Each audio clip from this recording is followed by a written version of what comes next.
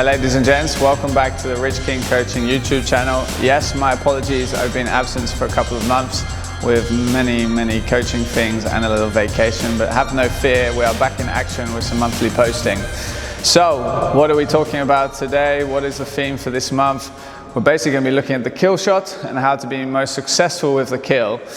Now, for those of you who don't know what a kill shot is, it's a ball played into the front of the court with a little bit more venom, a little bit more pace than, say, a drop shot.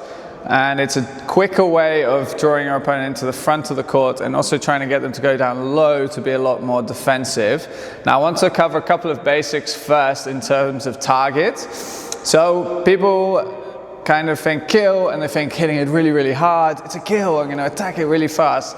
It's not always relevant. The ball goes in quicker maybe than a drop shot, and there's a little bit more speed through the racket head, but speed isn't always the most important thing, or power, because where you want the ball to end up is really important. I see so many people playing matches and games when they're using the kill and the first bounce of the ball is around the mid-court line. Now, fine, you might play it quickly, but you don't want to be playing the ball mid-court, all right? You need to be going deep or you need to be going short, okay? So I really want you all to be focusing when you practice back at home, getting the first bounce in the front corner and trying to get the second bounce before that short line, okay? Now, tips that I'm going to say, these are the main fundamentals you need. Firstly, be really aware of how you're holding the racket with your fingertips and the grip, okay? You will need to change the pressure a little bit in your hand. So generally you need to keep the racket quite loose and light in the hand, but I want you all to start thinking about having a bit more shorter, compact swing, so the follow through is not too loose and big, because then the ball is going to rebound off the racket and have a lot more momentum and probably distance. So you're going to try and keep that follow through a bit shorter, a bit more compact and punchy. That will help the ball stay shorter in the front of the court. Therefore, the grip tension will probably go a little bit more tense in the fingertips at point of impact, just to help you shorten that swing, okay? So as I'm swinging towards the ball here, and I connect with that ball at the racket face, I'm then just going to have a tiny bit of pressure just to make it go shorter and slightly kind of stun the ball into the front of the court, okay? So it's number one. Think about how you're using the grip and the pressure in the hand to create that nice shorter swing shape. The second is your racket head needs to be floating up, because as much as possible you want to try and maximize hitting on top of the ball or the racket face and down through the back of the ball. Obviously, the steeper the swing, the more risk you will have of hitting the tin, which hopefully I won't do in a minute when I demonstrate. So do be aware of like how steeply you come down on the ball. If the bounce is a lot higher, then you have a lot more opportunity to be steeper with your swing. But if the bounce of your opponent's shot's a bit lower, then obviously you're going to come for a little bit flatter on the ball, okay? Just to take away the risk of clipping the tin, all right?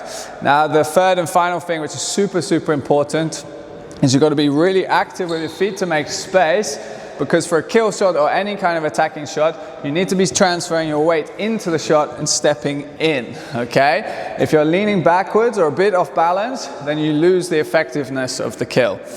Okay, so the ball is warm here. I'm going to do a couple of demonstrations on the forehand, and then we can discuss a little bit at the end, like when is a good opportunity to play the ball, okay? So, first of all, I'm going to feed myself up the ball here.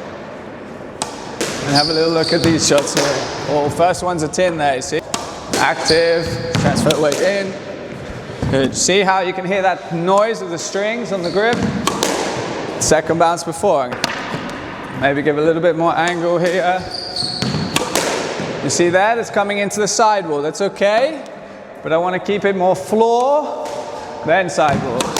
Like that one there. So let's get that short, high racket preparation. And for the nick there. You see that? Much more effective. Shorter, not too much speed, enough venom.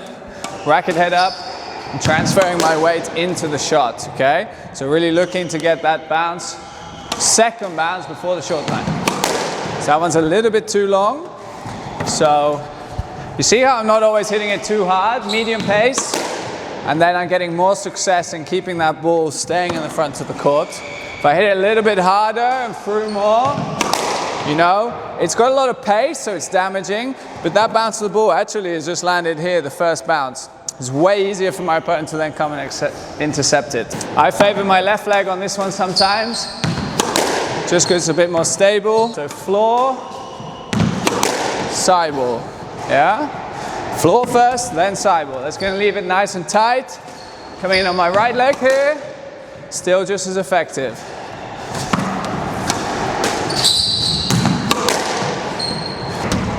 Now here with a little bit of stun. By stun, I'm basically just stopping my racket a little bit at the end. See, like that. That creates the effect on the ball. A little bit more cut with the strings. And then it stays much shorter, okay? Nice. Now before I demonstrate the backhand, let's discuss when is a good moment to actually use this kill shot. So one pattern that a lot of pros do, and I educate everybody to do, when you're in a length rally in the back of the court, you might get your opponent firstly playing a ball a bit loose into the center. You might even get the situation where it clips the sidewall and it's coming out, okay? When this happens, you make space for yourself. Your opponent's pinned in behind you here because they've just taken your drive, and it's at that moment you can step across here and take that position and really take the space and force them into the front there. Then they've got to go all the way around you to get to that ball. So I would say in general, a straight kill, you want to be hitting from back of the service box, but more, a lot more forwards really. So this short line or a little bit in front here. So this is your probably range, back of service box to in front of this short line here, okay? If you're getting any loose balls from that position, this is where you want to then be attacking, okay?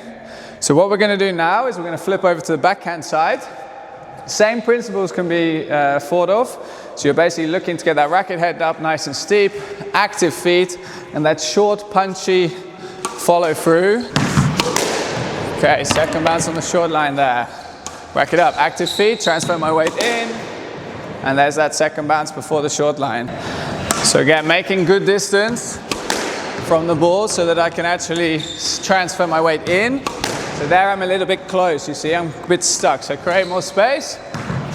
Then I can extend in front of me with that follow through and get a much more accurate shot. Heading into the sidewall there with a bit of angle. This one's going to go straight. You see, then it's gripping into the sidewall, okay? Important to look at the height of when I take it. Highest point of the bounce is going to maximize my chance to get that steeper, more aggressive swing.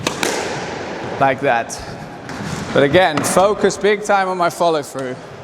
It's short, I'm breaking it, racket above the ball, create more room.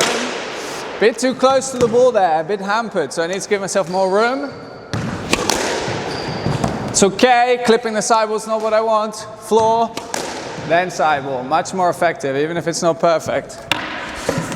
Okay, maybe opponents clip the sidewall, make more room. Claim your space and then hit a really aggressive kill there like that. That's going to be very difficult to get. Here a little bit further back, then step in. See that short punchy style shot. It's never coming back, okay? Short swing.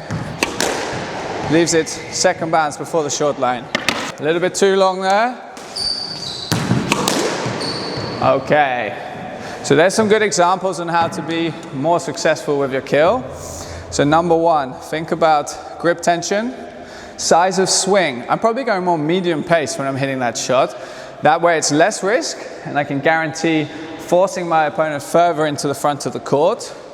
Then the last and most important thing is making sure the racket is steep and you actually take your movement into the ball so you've got balance and that shot is nice and positive.